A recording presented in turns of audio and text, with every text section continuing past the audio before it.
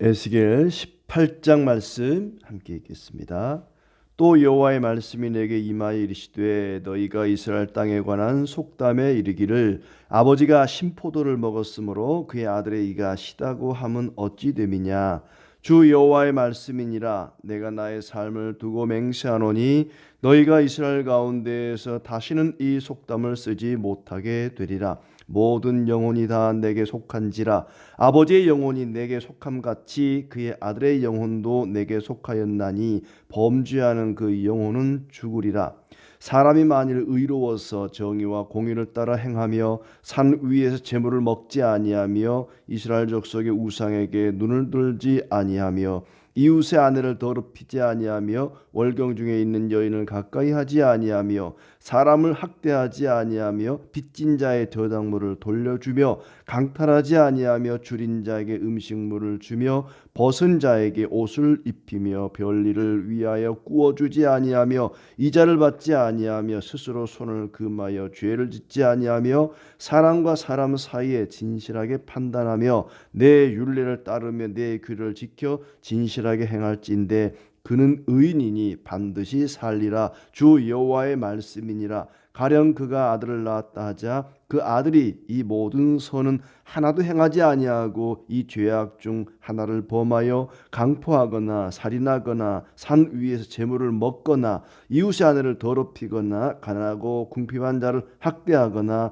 강탈하거나 빚진 자의 저당물을 돌려주지 아니하거나 우상에게 눈을 들거나 가증한 일을 행하거나 별일을 위하여 구워 주거나 이자를 받거나 할진대 그가 살겠느냐. 결코 살지 못하리니 이 모든 가증한 일을 행하였은즉 반드시 죽을지라. 자기의 피가 자기에게로 돌아가리라.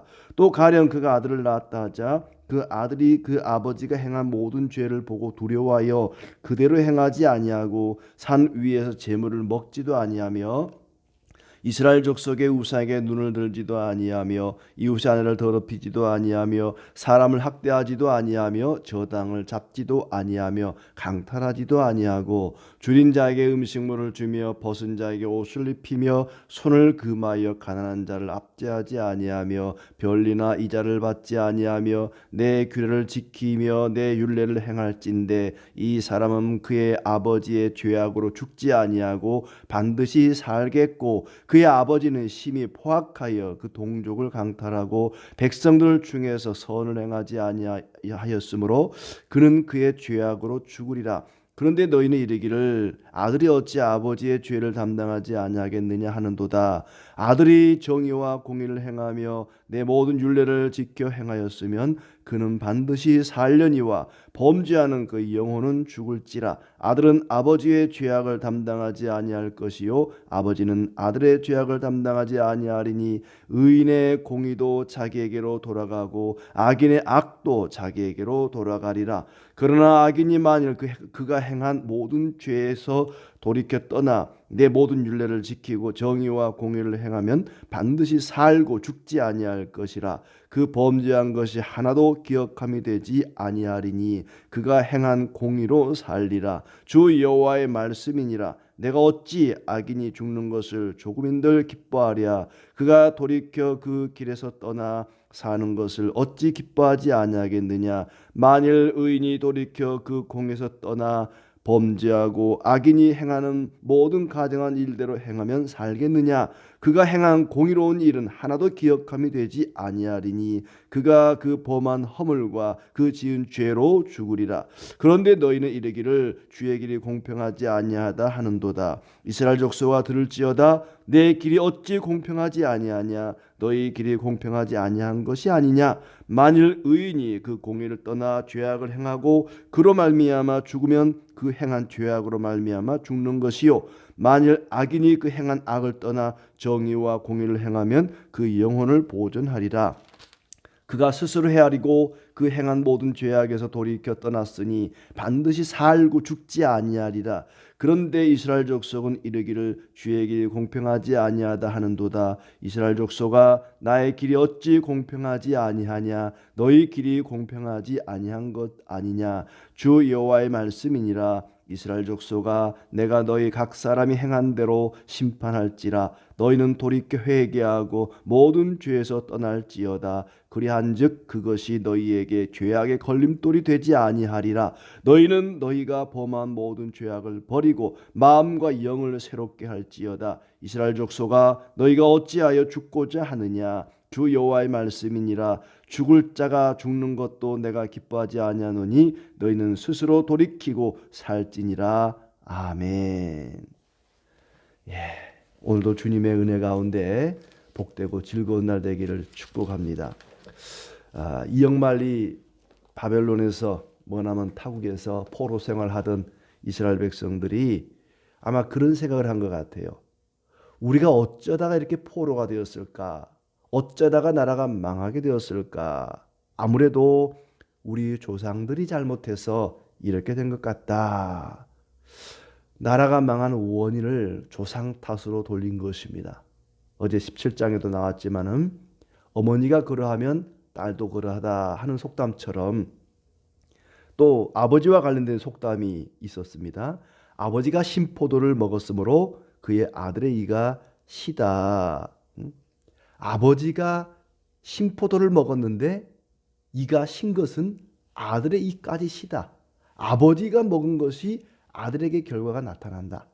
아버지의 잘못, 조상들의 잘못된 그 죄악이 자녀들에게 후대에 하나님의 징벌로 나타난 것이다. 아마 이렇게 생각한 것 같아요. 왜냐하면 성경에 보면은 부모의 잘못으로 인해서 3, 4대까지 벌을 받는다는 표현이 신명기에 나오거든요. 신명기 14장에 보면은 아버지의 죄로 인해서 3, 4대까지 벌을 받는다. 이런 말씀이 있다 보니까 아무래도 우리가 이렇게 포로 생활하고 나라가 망한 것은 우리 부모들 조상들의 잘못이다. 그래서 이런 속담이 만들어진 것 같아요. 하나님께서 이스라엘 백성들이 다시는 이런 속담을 쓰지 못하게 하겠다. 왜냐하면 우리가 하나님 앞에 잘못해서 벌을 받은 것이지 결코 누구 때문에, 조상 때문에 그런 것이 아니다 하는 것을 깨우쳐 주는 것이죠. 범죄하는 그 영혼은 죽으리라. 범죄하는 그 영혼은 그 자신이 범죄한 것 때문에 죽으리라. 자기 죄 때문에 자기가 책임을 지는 것이지 조상들의 죄, 부모의 죄 때문에 나라가 망하고 포로가 된 것은 결코 아니라는 얘기입니다. 9절에 보면은 의인은 반드시 살리라 그렇습니다. 의인은 반드시 살리라. 죄인은 반드시 죽을 것이고 의인은 반드시 살리라. 그런데 의인이 누구냐? 누가 의인이냐? 5절부터 이야기합니다.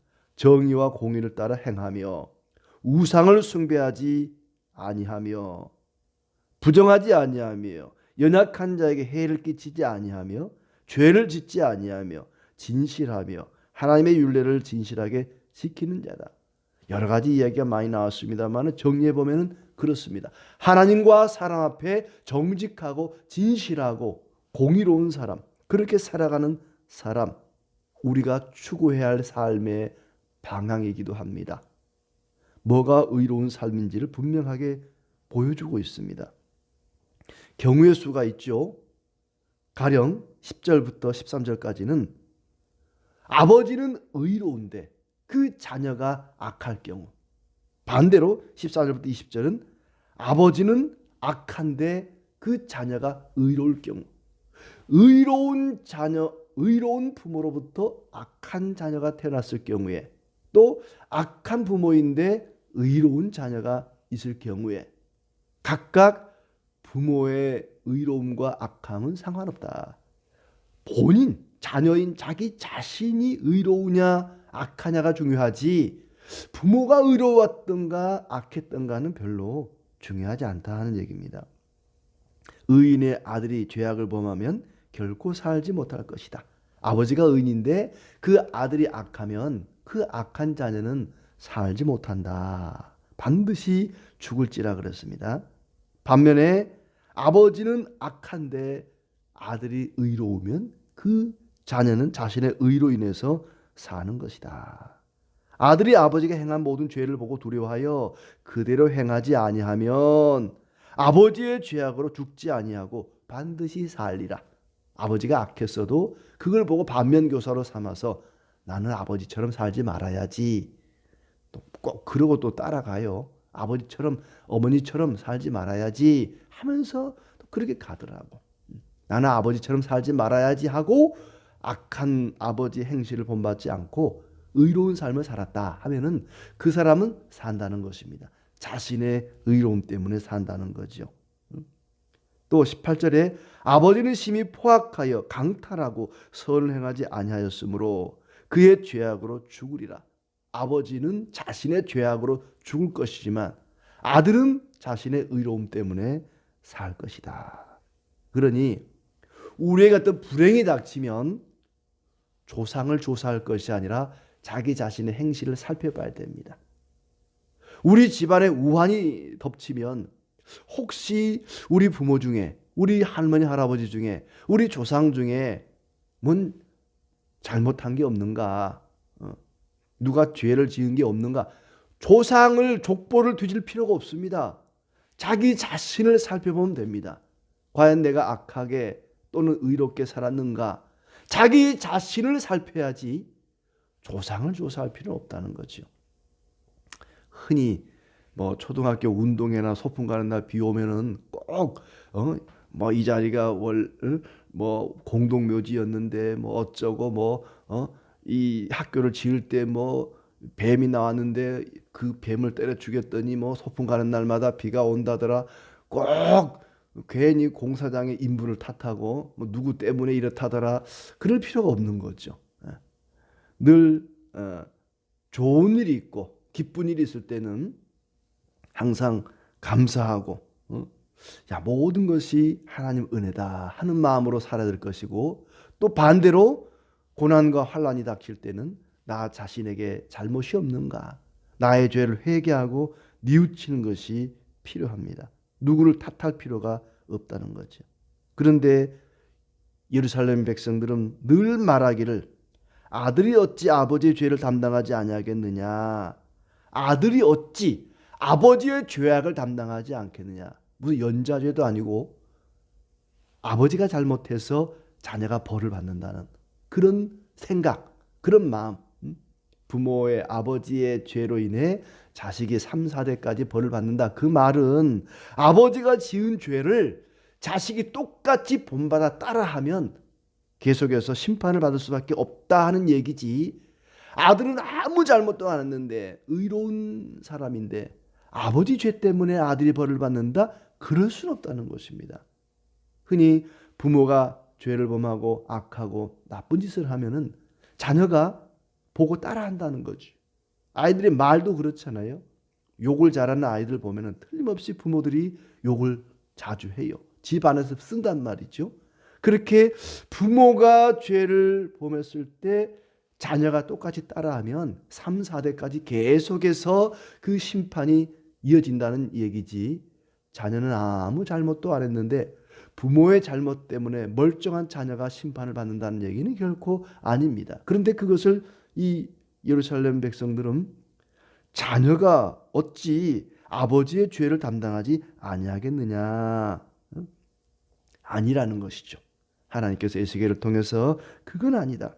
아무리 악한 아버지의 아들이라도 자기 자신이 정의와 공의를 행하며 하나님의 율례를 지켜 행하면 반드시 살리라. 과거는 중요하지 않습니다. 부모가 어떻게 살았는가는 중요하지 않습니다. 지금이 중요하고 내가 중요한 것이죠. 내가 어떻게 사느냐, 지금 어떻게 사느냐가 중요하지 과거에 내가 어떻게 살았느냐, 하나님은 과거를 묻지 않습니다. 지금 현재 내가 어떻게 사는가, 앞으로 내가 어떻게 살아갈 것인가, 이것이 더 중요하다는 얘기입니다. 아들이 아버지의 죄악을 담당하지 아니하고 아버지도 아들의 죄악을 담당하지 아니하리라. 그가 행한 공의로 살리라. 22절 말씀, 그가 행한 공의로 살리라. 자기 자신이 행한 죄악 때문에 망하고 자기 자신이 행한 공의로 인해서 살리라 하는 얘기입니다. 23절도 하나님은 악인이 돌이켜 악한 길에서 떠나 사는 것을 기뻐한다. 이게 하나님이 하고자 하는 말씀이죠. 하나님이 이 말씀을 하고 싶어서 앞에 모든 얘기를 했던 것입니다. 예루살렘 백성들이, 그리고 포로로 잡혀가 있던 유다 백성들이 돌이켜서 악한 길에서 떠나 하나님을 기쁘시게 하고 하나님의 율례를 지켜 행하는 것을 기뻐하시기 때문에 그렇게 살라고 지금 얘기를 하는 것입니다. 너희 조상들이 어떻게 살아왔든지, 그리고 너희 자신이 과거에 어떻게 살아왔든지 그것은 그리 중요한 것이 아니다. 지금 이후로, 지금 이 순간부터 하나님이 기뻐하시는 대로, 하나님이 원하시는 대로 악에서 돌이켜 떠나 하나님을 기쁘시게 하며 살아라. 이 말씀을 하고 싶었던 것입니다. 이스라엘 백성들은 늘 불만입니다. 하나님은 공평하지 않다. 우리가 무슨 죄를 지었길래, 우리는 아무 나쁜 짓도 한 것이 아닌데 왜 우리에게 이렇게 벌을 주시는가? 우리 조상이 죄를 지었는데 왜 우리가 벌을 받아야 되는가? 왜 선악과는 아담하고 하와가 따먹었는데 왜 그 벌은 우리가 받아야 되는가? 왜 하나님이 인간을 그따위로 만들어가지고 죄를 범하게 만들었는가? 아예 선악과 싫어하게 만들지, 아예 따먹지 못하게 저 높은데 그냥 손이 닿지 않는 곳에다가 달아놓지, 왜 그렇게 쉽게 따먹게 만들었는가? 하나님 탓을 하고 아담과 하와 탓을 하고 마귀 탓을 하고 자기는 아무 잘못이 없다. 이것은 착각입니다. 이스라엘 백성들, 바벨론의 포로로 잡혀와 있는 예루살렘 거민들의 생각이 그랬습니다. 하나님은 공평하지 않다. 주의 길은 공평하지 않다. 왜 죄는 조상이 지었는데 왜 벌은 우리가 받아야 되는가? 그러나 그들 자신 속에 온갖 우상과 탐욕이 도사리고 있었습니다. 의인도 그 행한 죄악으로 인해 죽을 것이고 악인도 돌이키면 산다. 아무리 의로운 사람도 악하게 변질되어 버리면 그 악함 때문에 죽는 것이고, 아무리 악한 자도 의를 행하면 그 의로움 때문에 살게 된다. 하나님은 각 사람이 행한 대로 심판한다 그렇습니다. 30절에 내가 너희 각 사람이 행한 대로 심판할지라 너희는 돌이켜 회개하고 모든 죄에서 떠날지어다. 이게 하고 싶은 말씀이죠. 돌이켜 회개하고 그 악한 길에서, 죄악에서 떠나라. 돌이켜 회개하라. 하나님이 이 말씀을 하고 싶으셨습니다. 모든 죄악을 버리고 마음과 영을 새롭게 하라. 마음과 영을 새롭게 하고 죄악을 버리고 떠나 마음과 영을 새롭게 하라. 넘치는 은혜를 받았을 때는 이 모든 은혜가 다 주님이 주시는 것이구나 하면서 감사해야 할 것이고, 고난을 당할 때는 내가 잘못해서 그렇구나. 누구 탓할 것도 없습니다. 누구 비난할 것도 없습니다. 내 잘못이구나 깨닫고 회개하면 그것이 복된 일이 될 것입니다. 근데 사람들은 거꾸로 생각하지요.